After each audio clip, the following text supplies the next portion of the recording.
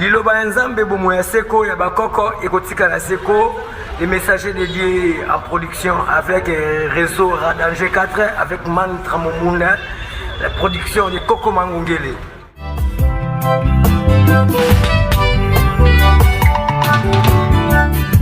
Banda koyo kokele keyeza Nzambete tala na kati kosa yuda telemelio cigarette yo mela kama la satana babiera yo komela kama suba bisimbi Monseigneur omola makanisi na yo maso ya kale mama leo mwaka mokolo wangende koyo kozala wapi natala tala ya baba boko na yo tribunal ya l'État esalema awa na mboka Congo mpona convaincre bayindo mpona kozongisa mayele na bango nsima yango wana mokano yaki kotia maede tribunal ya instance ya liboso esalemaki na banana kuna na banana mpe na tribunal d'appel ya liboso na Boma mpe tribunal territorial compétence pénale na Léopoldville Kinshasa mpe na Lukunga mpe siège juridique ya cassation kuna na mokili ya Belgique yango wana conseil supérieur ya Congo en 1906 ezalaki na 53 magistrats mpe 26 belges pour la exécution, il y a décision, paix à maintenance, il y a ordre. Kasi nyonso wana esengelaki kosala force publique, paix et ezalaki œuvre ya lieutenant Roger. Paix esalemaki na le 5 mai 1888, ezalaki engagé na volontaire, paix ezalaki désigné mingi na commissaire ya district moko azwa eteni ya kopesa basoda basala formation ya armée na biso za lelo. Et comme en 1888, décret Moussous et comme en ordonnance et de création, il y a 8 compagnies à Basoda et Salema. On a doté Mboka Nabiso na armée mon ko refondé la mokil mobimba. Parce que dans la trace, Basoda Nabiso bako konaïso babundaki bitumba ya sayo, nangambo Éthiopie, babundaki deuxième guerre mondiale, pe bakendeki na bango pipa ibere. Ça veut dire ba trace na bango ezali ti lelo yo, et sengeli batuba yeba définition sacrée ya makambo Italie, vie il y a 4 janvier aux autour. Ya mwana lokola ezalaki likambo ya kokamwa mpe basoldat bakomaki na motuya ya 6000 en 1895 mpe en 1905 basoldat ya force publique na biso bazalaki makasi parce que bakomaki 16000 mpe bazalaki na 358 officiers ya mindele bamindele bazalaki koconvaincre bango me bango mpe bani koconvaincre bamindele bazalaki na bolamu parce que bazalaki kovivre na nature bazalaki koleka basoldat ya Belgique na nguya mpe bazalaki na activité ya économie mpe koyeba nini bakosala na mabota na bango bazalaki kodevelope epai na bango ete bazonga na bamboka balakisa bato misala ya sembo bato bayeba kodefendre mboka. C'est pour cela roi ya Belgique ayaki kozwa mokano mosusu ete esengeli asangisa bango mpona kopesa bango capitaine Tiz oyo asalaki nzela ya engunduka na le 27 décembre 1886 et puis compagnie ya douane ya société ya coloniale na kombo ya CCCIC oyo lelo bazobenga CCIC na compagnie ya Congo eyabe koyebana ke commerce ya industrie esengeli eyebana ntango bandi kozwa mokano kosala commerce industrie mpona kosala nzela ya mpe ekoti ya création ya nzela ya chemin de fer to ya engunduka oyo ezali entre bakongo ekoma na kinshasa atindika na bandundu atindika na ilebo na kananga ti ekoma na lubumbashi eleka ti na mboka sakani ya mpona ekenda afrique du sud elingi olobaka liaison ya komite oyo esalaki nzela ya engunduka lelo oyo esuki na aéroport ya njili mpona kokoma aéroport ya njili bandundu nzela esalemi te na kote wana esengeli na fleuve na biso esengeli masuwa ya pêche mpe ya komema bato esengeli ezebele yango wana na chute ya mabanga oyo ezali entre mboka kisuka 450 km eyebanaki ete capitaine moko na kombo capitaine Gambier azalaki koreconnaître que chemin de fer esengeli ezala mpona kopesa nzela na biso malamu. C'est pour cela roi ya Belgique ayaki kozwa mokano le 31 juillet 1889 mpona kosala compagnie des chemins de fer ya Congo esalemaki na capitale ya mosolo ya 25 millions ya mosolo ya francs. Le 16 mars 1898 ingénieur Sito Pilota aye kotambwisa locomotive ya yambo awa na mabele ya Congo Kinshasa Matadi nyonso wana bolamu esalemaki na ezalaki ya biso te parce que mosolo oyo ezalaki ya roi ya Belgique esangisaki bato ebele mpe ekutaki plus ou moins 2000 vies ya bacongolais mpona kosala nzela engunduka kopasola mabanga ya 170 mètres pardon ya kotombola mpona obima na Matadi. C'est pour cela, na 82 millions, il y a des francs qui sont à Alexandre des communes. Après ça, la voyage, il y a des kilomètres, 1200 km, ou au Congo, fait qu'on quitte la rentabilité, il y a un nouveau chemin de fer, et il soit entre, il est beau, on est qu'il dit, dans le Bumbashi, si mayango, 3 compagnies et avec au sein les mamisa de la nouvelle société et c'est les qui coûte en 1888 en 1889 le la société anonyme belge pour le commerce il y a au Congo pour le commerce il y a caoutchouc le commerce il y a ivoire oh Liverpool a dit premier marché mondial il y a ivoire et à Congo caoutchouc c'est le premier mais deux sont à ciment. Avant basala ba usine en 1906 na kati ya Gécomine basala usine à Miba en 1920 na minière de Bakwanga déjà ba mindele basala chaki kitabo na caoutchouc pour na mobiliser population basala Willery cela veut dire basala effort ya ko bomba njoku échec ya biso ba yindo et comment est de nyonso vente la production et ko salama na Belgique avant le 4 janvier seulement 5000 tonnes ya ivoire et zalaki déposé en 1895 plus moins 6 000 millions ya ba francs en 1903 kasi roi ya Belgique a pesi biso libonza te banjoko wana bakomaki bango awa mine wana eza mpe kuna etekami kuna bamabanga nyonso elongwaka etekama kuna biso tozozwa eloko te na production ya café mpe ya production ya cacao lelo oyo tokoki kondima te ke Côte d'Ivoire aza premier parce que en 1900 Congo azalaki premier producteur ya café mpe ya cacao na kati ya ekolo na ye mpe azalaki munene mingi na misala ya leta azalaki na création ya jardin botanique ya eyala oyo ezali na mbandaka premier jardin botanique mondial na kati ya Afrique mpe na monde esalemaki na Équateur tout près na mboka Bamanya en 1908 si j'ai bonne mémoire et esalemaki na école professionnelle d'agriculture première école professionnelle d'agriculture il y a monde oyo esalemi na compétition universelle esalemi na Équateur en 1908 cela veut dire à cette époque là mobimba ya marché mondial ezalaki capacité ya Congo nde kutabana kotambusa grâce ya mokili mobimba na forêt équatoriale na ye na 125 millions d'hectares oyo ezali réservé ti lelo banzete na ye ezali kokende azwaka eloko moko te soki totali na marché ya ivoire na Londres na Liverpool na utoloba importance ya transaction oyo eyebanaki na bolamu talaki en 1907 111 millions ya francs eyebanaki na 1887 ke exportation ya bana Congo ezali koleisa banindele mpe ezali kosalisa mokili ezalaki seulement 2 millions ya francs oyo bango batiaki mais en 1906 toyo kozwa 58 millions ya francs ya importation ya 9 millions en 1903 mpe kokanisa ete na 21 millions en 1876 ezalaki seulement 33 factories ya république mobimba cela veut dire na démocratiquement awa na RDC ezalaki na 33 factories ya bamission oyo ezalaki toyo kozwa en 1906 57 sociétés ya commerce oyo ezalaki awa na capitale ya 143 millions ya francs mpe 28 sociétés étrangères na capitale totale ya 40 millions soki makambo wana nazoloba ezali référence ya kolakisa bato ke compagnie ya république démocratique du Congo ezalaki créé na 1891 6 sociétés filiales oyo ezalaki na capitale totale ya 35 millions mpe service wana esalemaki na 394 européens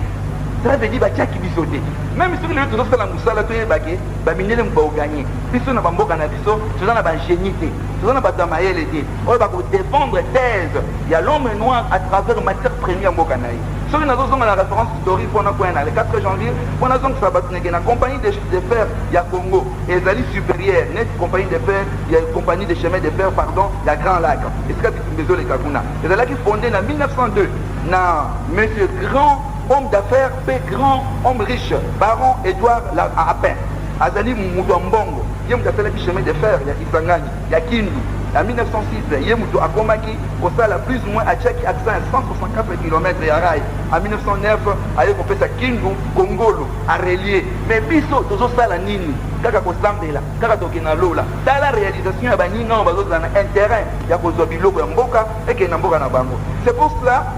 toyo komona eke na Bas-Congo le chemin de fer du Bas-Congo mpe Afrique centrale entre Katanga BCK esalemaki na 1906 ntango basali Gécomine ezalaki ete mbula misatu koleka Katanga akomisa ngunduka ti na Afrique du Sud aleka ti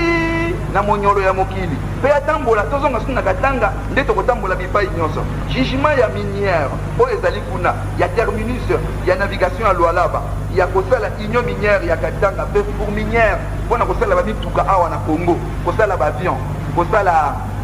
batrain babateau ezali eloko te ke tosombaka biloko wana mpa bamindele biloko wana tout badisposition nango nyonso ezalaki fondé na compagnie ya BCK na Jean Jadot kuna na Likasi basi basalaki baplan ya makambo nyonso te toza na droit kofabrike mituka awa toza na droit kosala baavion awa toza na droit kosala makambo nyonso batv biloko nyonso tosompo na mindele nous avons droit de créer ici chez nous Si aujourd'hui vous ne voulez pas créer, les gens veulent seulement parler, prier, il n'y a rien, nous ne devons pas recevoir quelque chose qui est de la nature. C'est pour cela que Jean Jadot, Jadoville, ce qui est lundi, au moment de la référence, en 1906, exploitation minière, il y a la République démocratique du Congo. Et qui était bandit dans l'Israël, dans Yango, État Congo, vous avez l'État souverain, État fort. Et vous avez la force, mon corps, pour créer un billet mon climat de les lois de zone d'Isima, et de là qui compte la caca, l'Ikamboya, navigation. L'Ikamboya navigation, et seulement qui en 1894. Et seulement qu'il a 40 mensuels amicés, il y a Kobanda, on a Kinshasa, Tina, Kisangani. Na kati ya liaison ya communication ya postale ya télégraphique et ça les maki. Ko sala makamona nyonso basilwa elingo lobake ba homme d'affaires ya ba mindele ba yekola ki ba métier et le travail na biso pona ko pesa biso ndela et misala ki ba mindele. Ba missionnaire ba yeko bakisa pouvoir ya l'état lisusu na ba docteur ba yeko bakisa, ba infirmier ba yeko bakisa. Ba yeko combattre maladie. Oyo biso tozo lobake to yebi ko se traiter to tiki nzoto na biso na maboko na bango. Ya wana ko solo idée que Père Blanche d'Alger azalaki na Ujiji na 1878 kasi en 1886 pape apesaki ye vicariat apostolique ya Katanga pe kosala Lusaka oyo babengi lelo Zambie. À cette époque là Zambie ezalaki république te, ezalaki province na biso, mais na génération na biso c'était un grand république, ezalaki lelo doté na président. Soki tozotala bamboka ebele bakati yango bazokoka bango na bamindele biso jamais tozokaba oyo ya bango te. C'est pour cela soki tozongi na l'état atindi bareligieux na ye en 1897 ya bamindele baya epai na biso na vicariat apostolique ya kopesa père de cheste oyo bayaki kosala magico religieux en 1892 baye kokita na Kwango batrapiste na Ruki baprémonstre na Uele bamissionnaire protestant mpe bakomi ebele mpe moko na bango akomi kosala oyo ya église mpona kozwa mbongo na maboko ya bato bayakiki bapauvre komema na mboka na bango lokola babaptiste missionnaire. Société etindaki bango na Isiro mpe na Kisangani en 1881 basi bazwaki makambo nyonso. Révérend Georges Trefeil ebe M. Batley bazalaki bamédecin oyo bayaki kotia vaccination oyo eza lelo depuis le 3 juin 1906 prime epesamaki plus ou moins na bango nyonso elingi kolobaki biso lelo oyo na maladie lokola maladie ya tripano maladie nyonso ye baye kobakisa lisusu Croix Rouge en 1888 Croix Rouge eye kokoma awa na mokili ya Congo na valeur toujours ya bamindele nyonso wana elingi kolobaki basociété etiami awa elingi kolobaki biso poto défendre ndenge nini tokosala makambo oyo papa basilwa soki nalobi wana ezali un fait historiquement sikoyo occupation ya le 4 janvier. C'était quoi? En 1885, la frontière à nouvelle État et République démocratique du Congo et il y a na Lukanda. Et puis il y a occupation ya bamindele et Europe ya bamindele et c'est ngeli ko occuper ma belle ba ko ba dessiner yango na carte ba ko représenter yango dans occupation ya Congo Afrique centrale na monsieur von Wisman Wolf monsieur von Wisman na monsieur Wolf en 1885 puis monsieur Delcomine en 1888 puis monsieur Van der Velde en 1890 baye kolanda pe ko la reconnaissance ya Kasai Lukeni Sankuru Lubefu Kwango pe Nord ya Ubangi monsieur Greffel en 1851 bangonde mutu bayaki na canal la Belgique na lieutenant carabinier Bodson nyonso wana bango mibale bakufaki na nzela expédition ya na monsieur Bia ya mwana monsieur Francky oyo bapesi Fort Francky na kombo na ye bayaki kozwa mokano ya kozwa tâche mpe ya kocontinue kino kosuka na bamissionnaire oyo bayaki ya grâce ete Jules Cornet apesi information ya recherche ya minière ya Katanga mpe aye kosala définition ya compagnie ya région ya province ya Katanga na le 19 juin 1900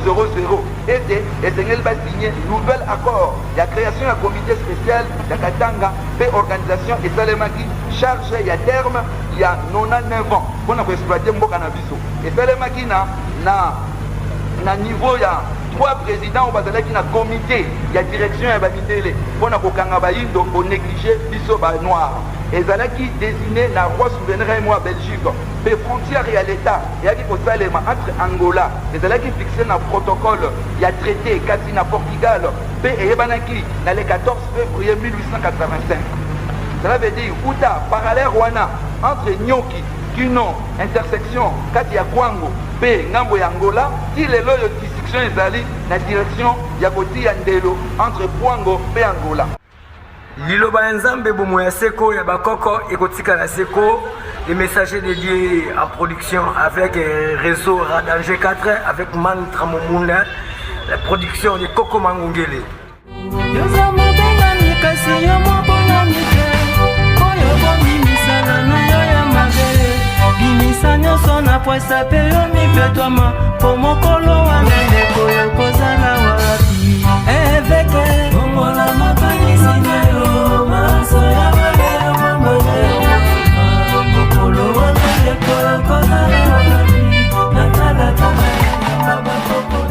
Que roi ya Belgique na roi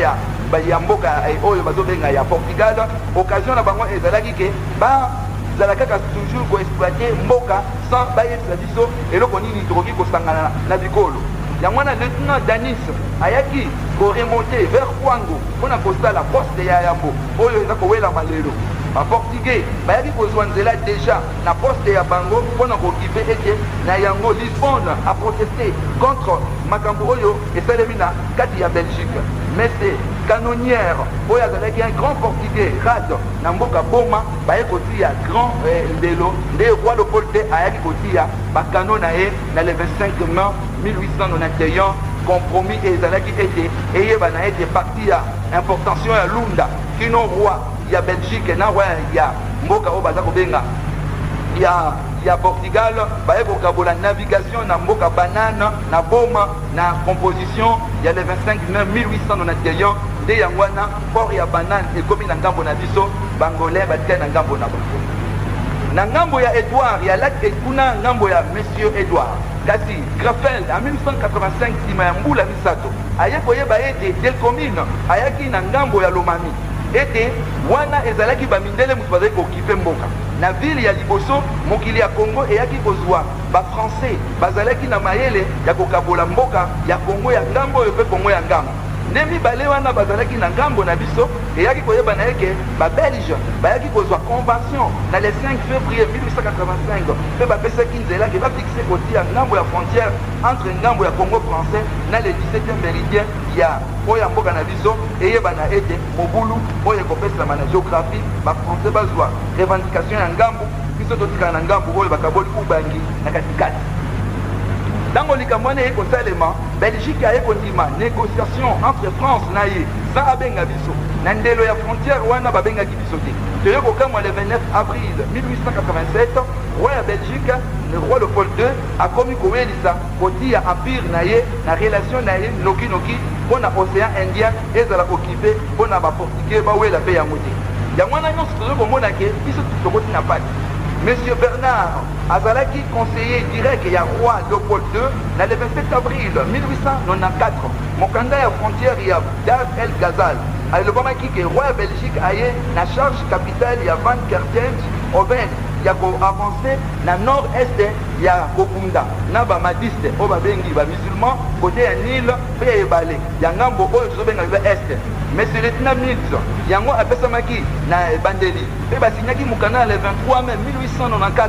na mokili ya Angleterre ete esengeli koyokana mpona mabele ya bayindo bakabola yango ndenge balingi ndenge lo bazokabola yango esengeli kolanda malamu ete likambo wana baarabe na biso toyokanaka te biso mpe na bakretien tozoyokana te mpona mboka na biso elingi olobake mboka Turquie basili kokamata mpe yango Egypte mpe akotaki makambo yango bamboka ebele ekoti na makambo ya Afrique centrale kasi mese Van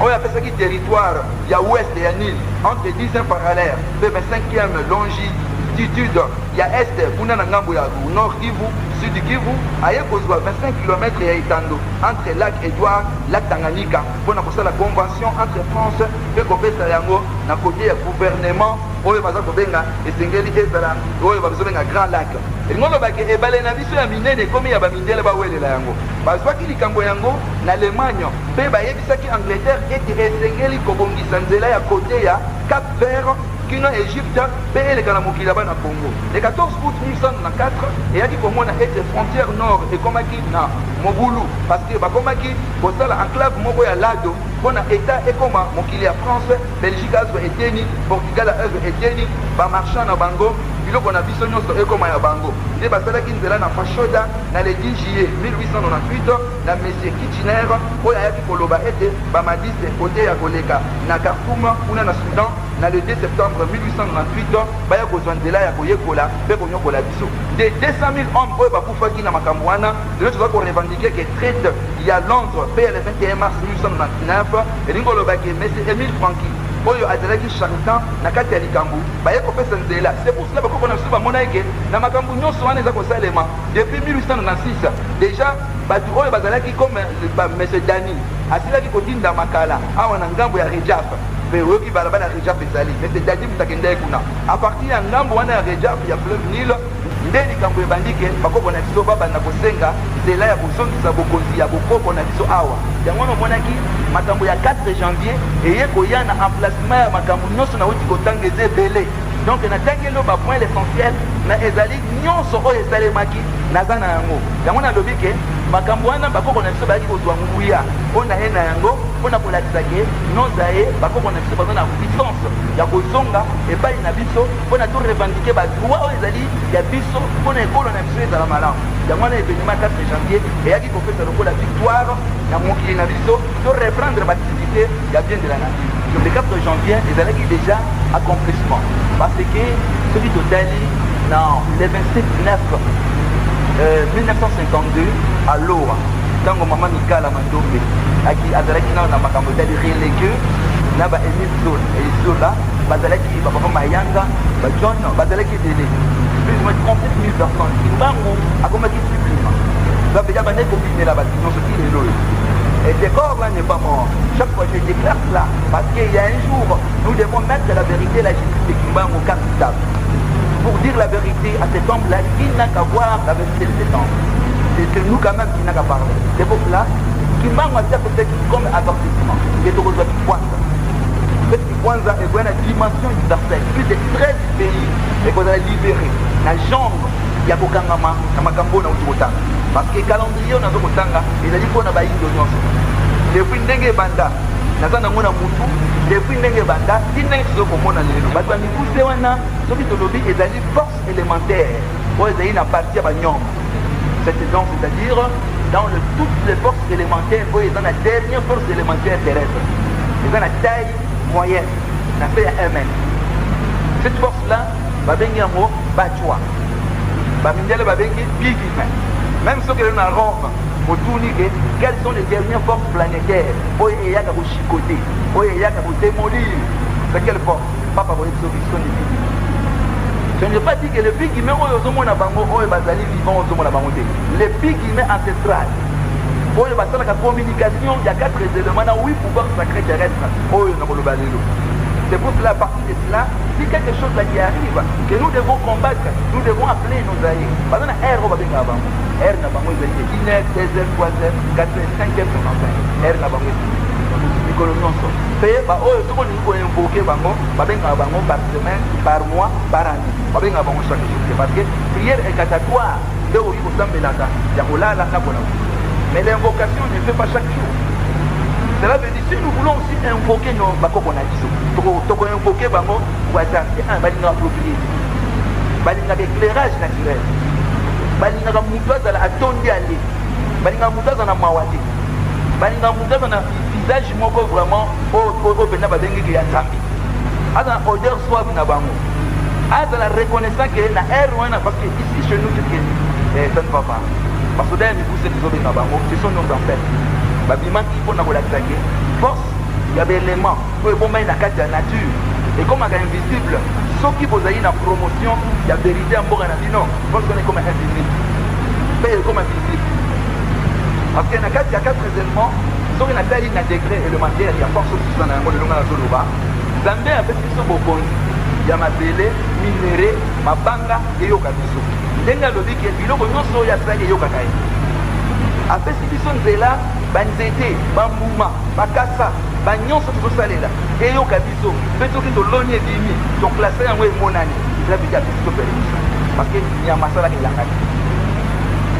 chaque fois nalopesaka différence entre nzambe akopesa biso 3e position banyama na yo tozomona apesi biso banyama ya 4 ebone oyo babengi bazala basabo tolia tozwa péché te mpe apesi biso bapuissance na kati ya banyama na bamikuwa na bango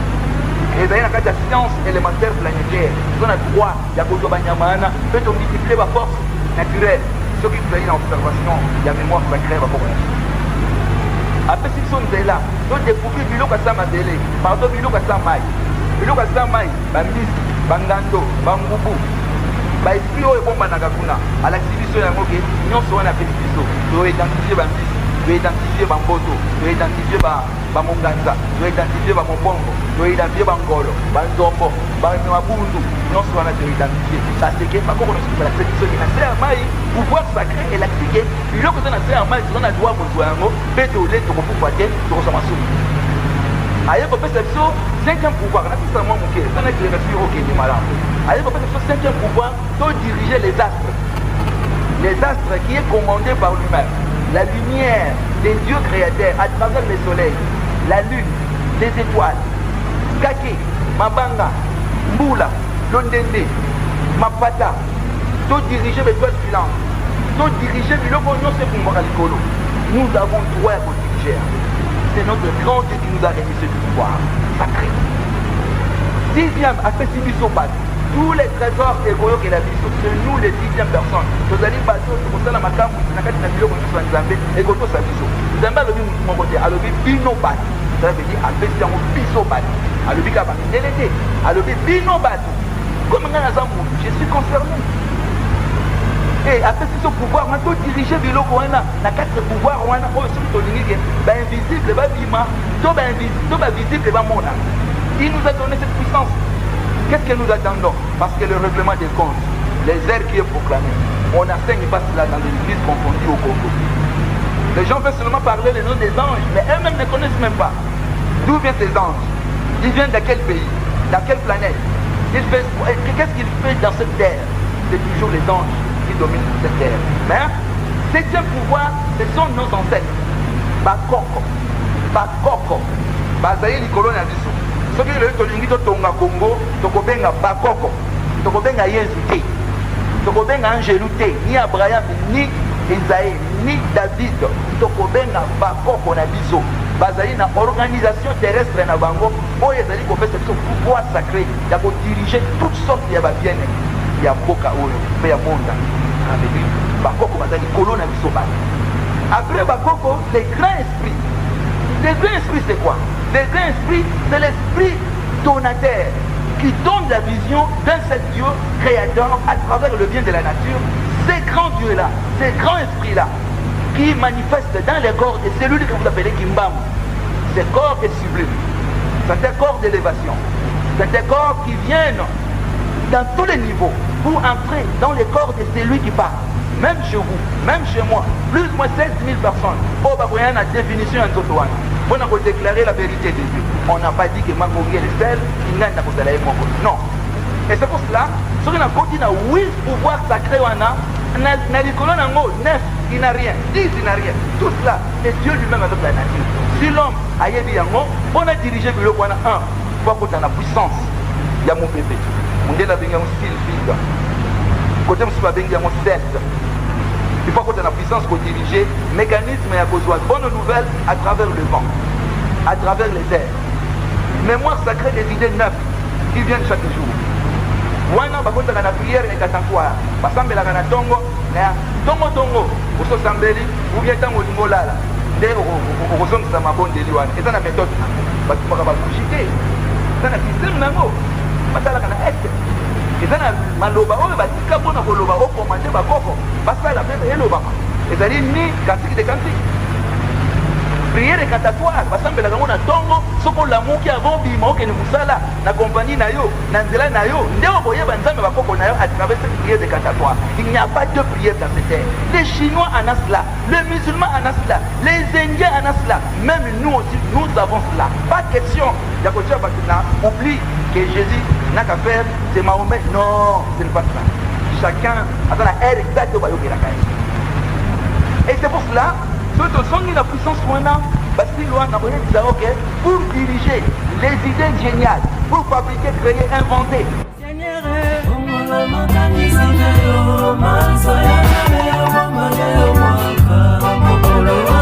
koyokola awandi natalatana baba bokoma yo yoza mobongani kasi yo mobonani te oyo bobimisana na yo ya mabe bimisa nyonso na pwasa pe